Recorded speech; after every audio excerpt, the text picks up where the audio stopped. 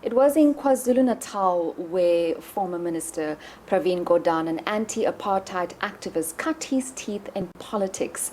And as we remember the life and times of Pravin Gordhan, we also speak to some of his closest friends during that part of his life where he really did a lot for South Africa. I am joined by Ela Gandhi. Thank you so much for joining us, Ela. You were a very good friend of Pravin Gordhan, and I mean, you served with him in the Natal Indian Congress. Talk to us about your friendship with Pravin. So Pravin was a lot younger than me. He was at university, and my former husband was, when he was at university as well, he was a member of the SRC, and he was quite active in the political movement until it got banned. So Pravin, as a young man, used to come to Phoenix where we lived. And because my husband was banned, he couldn't visit him. He wasn't allowed visitors. So ostensibly, he would come to visit me. But really, we all used to have discussions, political discussions, and basically, strategize on what's the best thing to do, listen to the circumstances, the problems, the grievances of the people, student grievances, and so on. So starting off in the 60s, we talked about student issues. And there were quite a few, where students would take a decision to boycott and so on.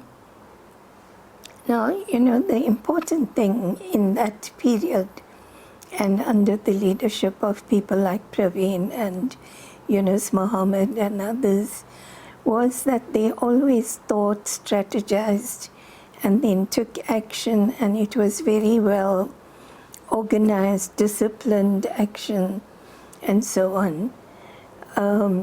Contrary to what happens nowadays, where people spontaneously go on, strikes, but often it ends up with violence, destruction of property, and so on. In those days, there was very little destruction. But there was action by the students, and that was the important thing. So Pravin, and his colleagues, but Pravin stood out as a very strong leader, very astute, full of integrity, even in those early days, and committed. His commitment was like 100%. The cause of liberation was at the core of everything that he did. He would listen, look at the issues, and then, present it in a way that any person can understand. Simple, straightforward, logical, and put it down so that we can take pamphlets to the community and distribute them, work house to house. And he always insisted, that you must go and speak to the community, make them understand why we are calling for a boycott. Not just say boycott and you expect people to agree. We have to go and convince them why this is the most important thing to do. And that is what we did in those days. I worked with him, and I know, later on I was also banned and house arrested, so I couldn't go all the way. But until the 70s, in 73, I was banned and house arrested. So until then, we worked together. And NRC was a logical sort of political voice, for the grievances of the people, mass actions at the one level, and at the other level, political understanding. So that the mass action is not just for the sake of better conditions or, okay, we asked for electricity, they gave us electricity, end of story. It's not like that.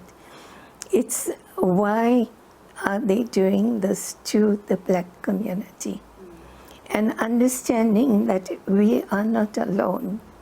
We are together with the other communities. They are also suffering. So we had the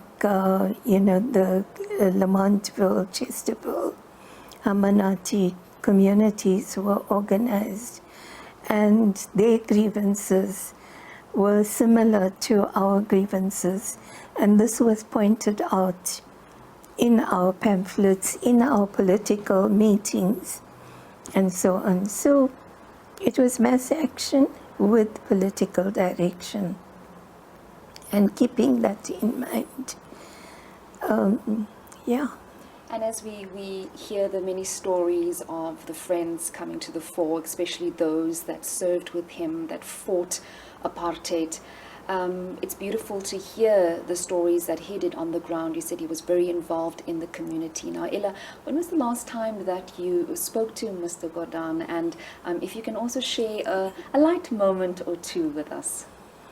Well, the last time I saw him personally is about 3 weeks ago, when we had a workshop to discuss the 130 anniversary of NIC, and he came to the meeting, and he gave us lovely input at the meeting. He talked about the need to cultivate unity, both within the NIC, within the Indian community, and between the Indians and other communities. South Africa and the world is now poorer for having lost a very, very good, committed leader, not just in South Africa, but I think his reputation was worldwide, especially when he was Commissioner of SARS.